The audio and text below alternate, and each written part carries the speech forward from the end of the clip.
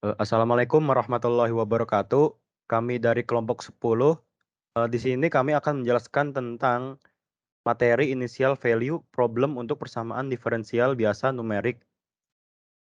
Lalu yang selanjutnya saya akan memperkenalkan anggota kelompok. Yang pertama ada dengan diri saya sendiri, Muhammad Abdul Aziz dengan NIM 40150. Lalu yang selanjutnya ada Aprilianto dengan NIM 222. Yang selanjutnya ada Yoda Rahman 40170. Yang selanjutnya dengan Niko Geraldi dengan NIM 40126. Yang selanjutnya Muhammad Akmal Iskandar dengan NIM 494, yang dimana tidak bisa hadir karena sedang berhalangan sakit. Oke, yang selanjutnya ini ada poin yang akan kami bahas pada presentasi kali ini. Yang pertama ada penjelasan dasar tentang Taylor dari inisiasi value problem. Yang kedua ada metode Taylor, metode Renz-Kutta yang order 234, terus metode Euler, dan implementasi pada Python. Sebelum masuk ke materi, saya ingin menjelaskan dulu teori dasar dari initial value problem, yaitu initial value problems itu merupakan permasalahan yang sering ditemukan pada proses dekomposisi zat kimia atau polutan dalam reaktor.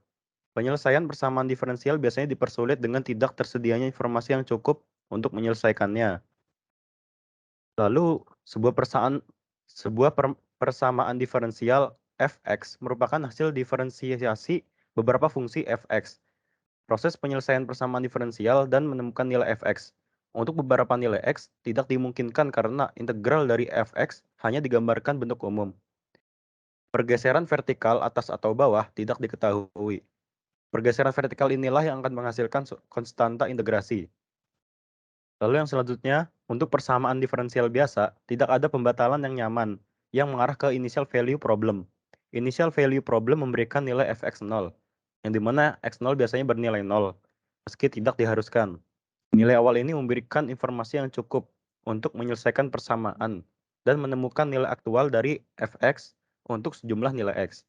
Terdapat beberapa metode yang akan dibahas pada presentasi kali ini, yaitu ada metode Euler, Taylor, metode Renz-Kutta, order 234, dan Fellberg, dan yang terakhir akan implementasi pada bahasa Python.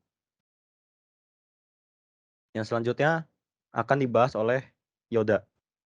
Selanjutnya, metode Dirac-Taylor. Metode Dirac-Taylor adalah metode yang umum untuk menurunkan rumus-rumus solusi PDB. Metode Euler merupakan metode Dirac-Taylor yang paling sederhana.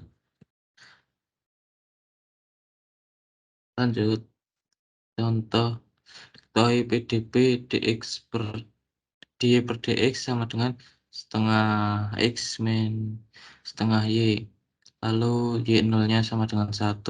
Tentukan y 0,5 dengan metode Dirac-Taylor dengan h sama dengan 0,25. Lalu penyelesaiannya seperti digambar dengan y turunan pertama yaitu setengah x min setengah y, lalu diturunkan kembali dengan hasil setengah min setengah x plus setengah min seperempat x plus seperempat y, lalu turunan ketiga dihasilkan minus seperempat plus x per 8 minus y per 8, lalu turunan keempat per 8 minus x per 16 plus y per 16.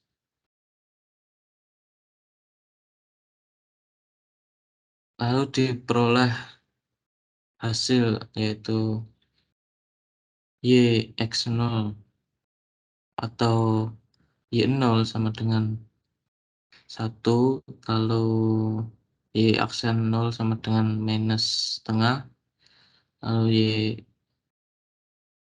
turunan kedua 3/4, y turunan ketiga minus 3/8, y turunan keempat 3/16, sehingga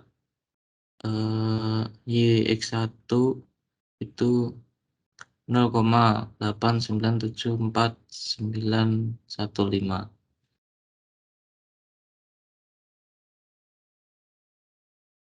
Terus X2-nya 0,5 dan mencari Y2 dengan menggunakan rumus Y X2 yang ada di atas, lalu diperoleh angka-angka berikut di bawah ini, sehingga Y2-nya 0,8364037. Lanjut. Baik, selanjutnya saya akan menjelaskan metode Euler. Metode Euler merupakan metode paling sederhana yang diturunkan dari darat Taylor. Penyelesaian initial value problems menggunakan metode Euler dilakukan melalui persamaan dalam kurung 10,1, di mana I merupakan tahapan iterasi, itu YI tambah 1 sama dengan YI ditambah F dikali XI, YI H. Lanjut. Oke, selanjutnya masuk ke contoh soal. Gunakan metode Euler untuk menghitung nilai Y pada X sama dengan 1 jika dx per d per dx-nya sama dengan X kuadrat Y. Dengan nilai awal Y sama dengan 1 pada X sama dengan 0. Nah, untuk penyelesaiannya, formula metode Euler untuk kasus ini dapat dituliskan sebagai YI ditambah 1 sama dengan YI ditambah delta X dikali XI kuadrat YI. Kemudian jika diambil step size delta X sama dengan 0,1, maka pada X0 itu sama dengan 0 dan Y0 sama dengan 1. Kemudian dapat dihitung menjadi Y1 sama dengan 1 ditambah 0,1 dikali 0 kuadrat dikali 1 sama dengan 1. Kemudian selanjutnya pada X1 sama dengan X0 ditambah delta X itu sama dengan 0 ditambah 0,1 sama dengan 0,1. Dan Y1-nya sama dengan 1. Sehingga dapat dihitung Y2 sama dengan 1 ditambah 0,1 dikali 0,1 kuadrat dikali 1 sama dengan 1,001. Kemudian selanjutnya pada X2 itu sama dengan X1 ditambah delta X itu 0,1 ditambah 0,1 sama dengan 0,2 dan Y2 sama dengan 1,001. Jadi dapat dihitung Y3 sama dengan 1,001 ditambah 0,1 dikali 0,2 kuadrat dikali 1,001 sama dengan 1,005. Demikian seterusnya hingga diperoleh Y pada X sama dengan 1. Lanjut. Sebagai perbandingan dapat diambil nilai step size yang lain. Misalnya delta X sama dengan 0,05, delta X sama dengan 0,02, dan delta X sama dengan 0,2. Dengan cara yang sama, maka dapat diperoleh hasil sebagai berikut. Kemudian ada metode Runge-Kutta orde 2. Metode Runge-Kutta orde 2 itu berbentuk K1 sama dengan HF dalam kurung XR, YR. Kemudian K2 sama dengan HF dalam kurung XR tambah P1H, YR ditambah Q11 K1 tutup kurung. Kemudian untuk YR plus 1 itu sama dengan YR ditambah A1 K1 ditambah A2 K2. Kemudian galat per langkah metode Runge-Kutta orde 2 adalah OH pangkat 3. Kemudian untuk galat longgokan metode Runge-Kutta orde 2 adalah OH kuadrat. Lanjut. Kemudian untuk contoh metode Runge-Kutta orde 2 adalah metode Hughes, yang dalam hal ini A2 sama dengan setengah, A1 sama dengan setengah, kemudian P1 sama dengan Q11 sama dengan 1. Dalam bentuk Runge-Kutta orde 2, metode Hughes dapat ditulis sebagai K1 sama dengan HF dalam kurung XR, YR. Kemudian K2 sama dengan HF dikali XR tambah H, YR plus K1. Kemudian untuk YR tambah 1 sama dengan YR ditambah setengah K1 tambah K2. Lalu lanjut, contoh metode Runskuta orde 2 lainnya ialah metode Ralston, yang dalam hal ini A2 sama dengan 2/3, A1 sama dengan 1/3, dan P1 sama dengan Q11 sama dengan 3/4. Sehingga metode Ratso dapat ditulis dalam bentuk Runskuta orde sebagai K1 sama dengan HF dalam kurung XR, YR. K2 sama dengan HF dikali XR tambah 3/4 H, YR tambah 3/4 K1. Kemudian untuk YR plus 1 sama dengan YR ditambah 1/3 K1 ditambah 2/3 K2. Lanjut. Kemudian di sini ada metode Runskuta orde 3, yaitu metode Runskuta yang terkenal adalah metode Runskuta orde 3 dan metode Runskuta orde 4. Metode Runskuta orde 3 berbentuk K1 sama dengan HF dalam kurung XR, YR.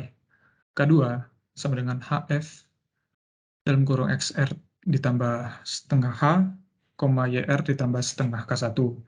K3 sama dengan HF kali XR tambah HF dalam kurung XR tambah H, YR kurang K1 tambah 2K2. Lalu untuk YR plus 1 sama dengan YR ditambah per 6 kali K1 tambah 4K2 tambah K3. Galat per langkah metode R sampai K orde 3 adalah OH pangkat 4. Dan untuk galat lenggokan metode R sampai K orde 3 adalah OH pangkat 3. Lalu lanjut, di sini ada metode Runskuta orde 4. Metode Runskuta orde 4 adalah K1 sama dengan HF dalam kurung XR, YR. K2 sama dengan HF dalam kurung XR tambah setengah H, YR tambah setengah K1. K3 sama dengan HF dalam kurung XR plus setengah H, YR plus setengah K2. Keempat, HF sama dengan HF dalam kurung XR plus H, YR plus 3 plus K3. Sehingga YR plus 1 sama dengan YR plus 1/6 dikali K1 ditambah 2K2 ditambah 2K3 ditambah K4. Galat per langkah metode Runskuta orde 4 adalah OH pangkat 5. Dan galat lenggokan metode Runskuta orde 4 adalah OH pangkat 4. Lanjut. Selanjutnya akan dijelaskan oleh rekan saya. Oke, baik. Selanjutnya ada metode Runge-Kutta-Fehlberg. Next. Metode ini merupakan metode yang paling banyak diterapkan untuk integrasi numerik persamaan diferensial biasa dengan initial value problem karena menghasilkan pendekatan yang cukup baik. Metode ini menggunakan pendekatan dari Taylor yang cukup akurat tanpa membutuhkan perhitungan turunan yang lebih tinggi. Bentuk umum metode-metode Runge-Kutta ialah sebagai berikut. YI plus 1 sama dengan YI plus rho pi H. Lanjut. Ini biasa disebut sebagai fungsi Kremen yang dapat dianggap sebagai nilai slope pada keseluruhan interval H atau delta X yang ditinjau. Fungsi Kremen mempunyai bentuk umum. Kremen sama dengan A1 K1 plus A2 K2 plus demikian sehingga AN KN. Dengan A merupakan konstanta dan K dapat dinyatakan sebagai di mana K1 adalah Fxi YI, K2 sama dengan Fxi plus P1, HYI plus K11, K11, K1H, K3 sama dengan Fxi plus P2H, YI plus Q21 K1H plus Q22 K2H. Demikian sampai Kn sama dengan Fxi plus Pn-1 HYI plus Qn min 11 K1H plus Qn min 12 K2H plus titik plus kn-1 n-1 kn-1h. Oke, lanjut. P dan Q merupakan konstanta. Parameter-parameter A, P, dan I dipilih sedemikian sehingga perumusannya sesuai dengan ekspansi dari Taylor sampai dengan suku yang melibatkan faktor H2 atau delta X2. Metode Euler merupakan salah satu jenis metode Runge-Kutta yang berorde 1 atau n-1.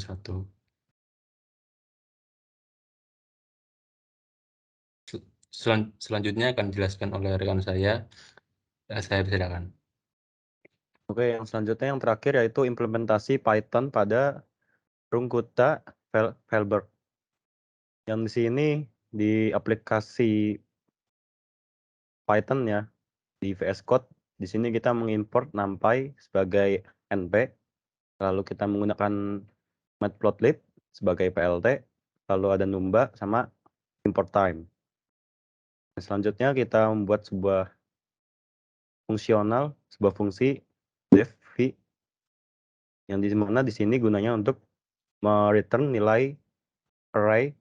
Jadi kita memanggil si NumPy ini lalu memanggil array dari indeks ke dx1, ddx1, dx2 dan ddx2. Yang selanjutnya kita membuat fungsi rk4 yang dimana kita melakukan looping for loop, di mana for i dalam range n ini kita akan melakukan loop pada k1, k2, k3, k4, dan u. Kemudian kita akan melakukan pengembalian nilai pada u dan t. Di mana nanti u dan t-nya ini, yang dimana u dan t ini adalah sebagai variabel untuk menyimpan nilai rk4 dan array dari indeks seperti berikut ini. Lalu kita akan mengeksekusi, ngeprint dari execute dari time. Oke, yang selanjutnya ini adalah output dari program Python yang dijalankan sebelumnya. Oke, mungkin itu saja yang dapat kami sampaikan. Kurang lebihnya mohon maaf. Wassalamualaikum warahmatullahi wabarakatuh.